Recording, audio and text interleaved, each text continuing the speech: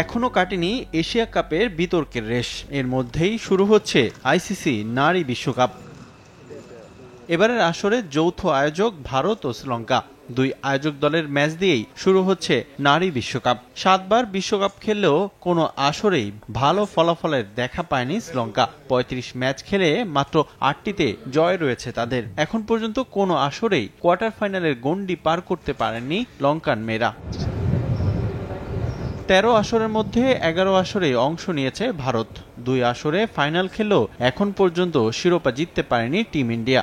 তবে নিজেদের দেশের মাটিতে টুর্নামেন্ট হওয়ায় শিরোপা জয়ের স্বপ্ন দেখছে ভারত। এদিকে এশিয়া কাপের মতো নারী বিশ্বকাপের সব আলো ভারত পাকিস্তান ম্যাচের দিকে। এশিয়া কাপের মতো বিশ্বকাপেও এই দুই দল হ্যান্ডশেক করবে কিনা সেই আলোচনায় এখন তুঙ্গে। তবে এসব না ভেবে নিজেদের খেলাটা চালিয়ে যেতে চান হারমানপ্রীতরা।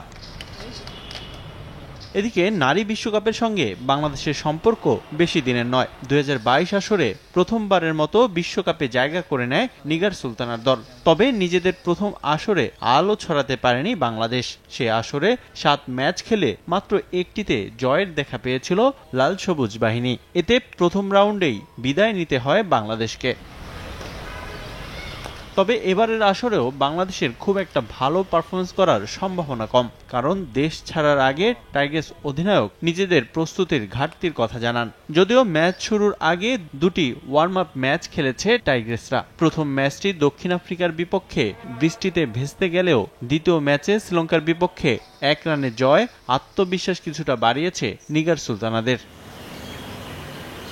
দারুণ পারফরমেন্স নিয়ে এবারের নারী বিশ্বকাপ শুরু করবে অস্ট্রেলিয়া। বিশ্বকাপে একচেটিয়া আধিপত্য অজি নারীদের। সর্বোচ্চ 7 বার শিরোপা জয়ের রেকর্ড রয়েছে তাদের। এছাড়া সম্প্রতি সময়ে শেষ 10 ম্যাচে একমাত্র ভারতের বিপক্ষে 1 ম্যাচ হেরেছে অস্ট্রেলিয়া। তাই এবারের ওয়ার্ল্ড কাপে শিরোপা ধরে রাখার মিশন শুরু করতে চায় তারা। টুর্নামেন্টে সবচেয়ে বেশি জয়ের রেকর্ডও রয়েছে তাদের। এবারের আসরে ফেভারিট হয়েই মাঠে নামবে অস্ট্রেলিয়ার মেয়েরা। রিফাতুল ইসলাম মিরন, সময় সংবাদ।